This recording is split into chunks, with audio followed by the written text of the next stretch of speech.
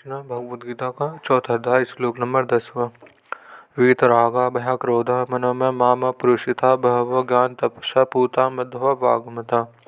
इसका हिंदी अर्थ है, राग भय और क्रोध से सर्वथा रहित मुझ में ललीन मेरे ही आश्रित ज्ञान रूप तप से पवित्र हुए बहुत से मेरे स्वरूप को प्राप्त हो चुके हैं। व्याख्या। परमात्मा ने विमुख होने पर आसमान पदार्थों में राग हो जाता है। राग से फिर प्राप्त में ममता और प्राप्त की कामना उत्पन्न हो जाती है।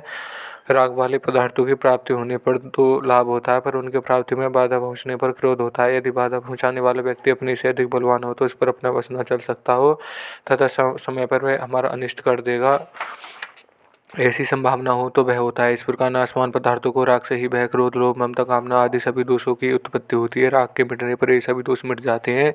पदार्थों को अपना और अपने लिए न मानकर दूसरों का और दूसरों के लिए मानकर उनकी सेवा करने से राग मिटता है। कारण है कि वास्तव में पदार्थों की क्रिया से हमारा संबंध है ही नहीं। अपना कोई प्रयोजन न रहने पर भी भगवान केवल हमारे कल्याण के लिए ही अवतार लेते हैं। कारण है कि वे प्राणी मात्र से परम हैं और उनकी संपूर्ण क्रियाएं मात्र जीवों के कल्याण के लिए ही होती हैं। इस प्रकार भगवान की परम संहिता दृढ़ विश्वास होने से भगवान में आकर्षण हो जाता है। भगवान में आकर्षण होने से संसार का आकर्षण स्वतः मिट जाता है। जैसे बचपने में बालक का कंकड़ पत्थरों में आकर्षण होता था तो उनसे वे खेलते हैं, कंकड़ों से खेल में कंकड़ पत्थरों के लिए लड़ पड़ते हैं। एक कहता है कि यह मेरा है, दूसरा कहता है मेरा है। इस प्रकार गली में पड़े कंकड़ पत्थरों में उन्हें महत्ता देखते हैं, परंतु जब वे बड़े हो जाते हैं तब कंकड़ पत्थरों में उनका आकर्षण मिट जाता है और रुपयों में आकर्षण हो जाता है। रुपयों में आकर्षण होने पर उन्हें कंकड़ पत्थरों में अथवा खिलौने में कोई महत्ता नहीं दिखती। ऐसे जब मनुष्य की परमात्मा में लगन जग जाती है तब उसके लिए संसार के रुपये और सब पदार्थ आकर्षण न रहकर फीके पड़ जाते हैं। उसका संसार से आकर्षण या राग मिट जाता है। राग मिटते ही भय और क्रोध दोनों मिट जाते हैं, क्योंकि ये दोनों राग के ही आश्रित हैं। भगवान के जन्म और कर्म की दिव्यता को तत्व से जानने के मनुष्य को भगवान में प्रियता हो जाती है। प्रियता होने से वे भगवान की शरण हो जाती है और शरण होने से वे स्वयं बंधन में अर्थात भगवान में हो जाते हैं। संसारिक भोगों में आकर्षण वाले मनुष्य भोगों की कामनाओं में तन्मय में हो जाते हैं और भगवान में आकर्षण मनुष्य भगवान में तन्मय में हो जाते हैं। हर समय भगवान की लीन रहते हैं। उनके विचारों में आचरण आदि भगवान की ही मुख्यता रहती है। प्रेम की अधिकता के कारण वे भगवत स्वरूप बन जाते हैं, मानो उनकी कोई अपनी अलग सत्ता ही ना हो।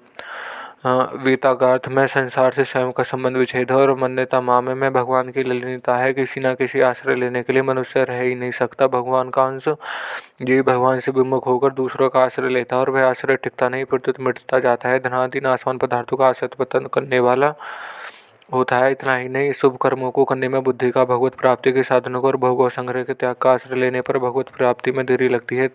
जब तक मनुष्य स्वयं भगवान के आश्रित नहीं होता तब तक उसकी पराधीनता मिटती नहीं और वह दुख पाता ही रहता है। संसार के पदार्थों में मनुष्य का आकर्षण और आश्रय अलग अलग होता है। जैसे मनुष्य का आकर्षण तो स्त्री पुत्र आदि में होता है और आश्रय बड़ों का होता है, परंतु भगवान में लगे हुए मनुष्य का भगवान में ही आकर्षण होता है और भगवान का ही आश्रय होता है, क्योंकि प्रिय से प्रिय ही भगवान है और बड़े से बड़े ही भगवान है। यद्यपि ज्ञान योग से मनुष्य पवित्र हो सकता है, तथापि यहाँ भगवान के जन्म और कर्म की दिव्यता को तत्व से जानने का ज्ञान कहा गया है। इस ज्ञान से मनुष्य पवित्र हो जाता है, क्योंकि भगवान पवित्रता से पवित्र है। भगवान का ही अंश होने से जीवों में स्वतः स्वाभाविक पवित्रता है।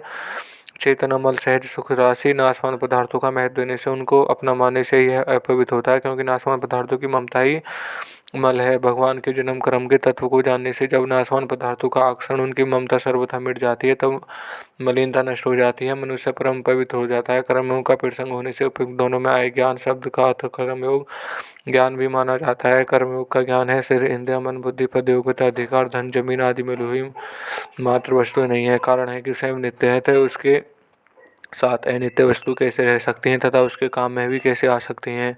शरीर आदि वस्तुएं जन्म से पहले भी हमारे साथ नहीं थी, मरने के बाद भी नहीं रहेंगी तथा इस समय भी उनका प्रतिक्षण हमसे संबंध विच्छेद हो रहा है। इन मिली हुई वस्तुओं का सदुपयोग करने का ही अधिकार है, अपनी मानने का अधिकार नहीं। ये वस्तु संसार की हैं अतः इन्हें संसार की सेवा में लगाना ही इनका सदुपयोग है। इनको अपनी ओर अपने लिए मानना ही वास्तव में बंधन या अपवित्रता है। इस प्रकार नाशवान वस्तु को अपनी ओर अपने लिए न मानना ज्ञान तप है, जिससे मनुष्य परम पवित्र हो जाता है। जिससे भी तप है उन सबसे बढ़कर ज्ञान तप है। उसे ज्ञान तप से जड़ के साथ माने हुए संबंध का सर्वथा विच्छेद हो जाता है। जब तक मनुष्य जड़ के साथ अपना संबंध मानता रहता है तब तक दूसरी तपस्या से उनकी पवित्रता नहीं होती, जिनकी पवित्रता ज्ञान तप से जड़ का संबंध विच्छेद करने से होती है। इस ज्ञान तप से पवित्र होकर मनुष्य भगवान के भाव को यथार्थ सच्चिदानंद परमात्मा को प्राप्त हो जाता है। तात्पर्य है कि जैसे भगवान नित्य निरंतर रहते हैं वैसे ही वह उनमें नित्य निरंतर रहता है। जैसे भगवान निर्लिप्त निर्विकार रहते हैं, ऐसा ही वह निर्लिप्त निर्विकार रहता है। जैसे भगवान के लिए कुछ भी करना शेष नहीं है, ऐसे ही उसके लिए भी कुछ करना शेष नहीं रहता। ज्ञान मार्ग से भी मनुष्य इसी प्रकार भगवान के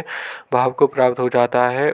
पहले भी बहुत से भक्त ज्ञान तप से पवित्र होकर भगवान को प्राप्त हो चुके हैं, तरह साधक को वर्तमान में ज्ञान तप से पवित्र होकर भगवान को प्राप्त कर लेना चाहिए। भगवान को प्राप्त करने में सभी स्वतंत्र हैं, कोई भी परतंत्र नहीं है। कारण है कि मानव शरीर भगवत्मा प्राप्ति के लिए ही मिला है। संबंध जन्म की दिव्यता का वर्णन हो गया। अब कर्मों की दिव्यता क्या होती है, इस विषय का आरंभ करते हैं और यह श्लोक यहीं समाप्त होता है। धन्यवाद।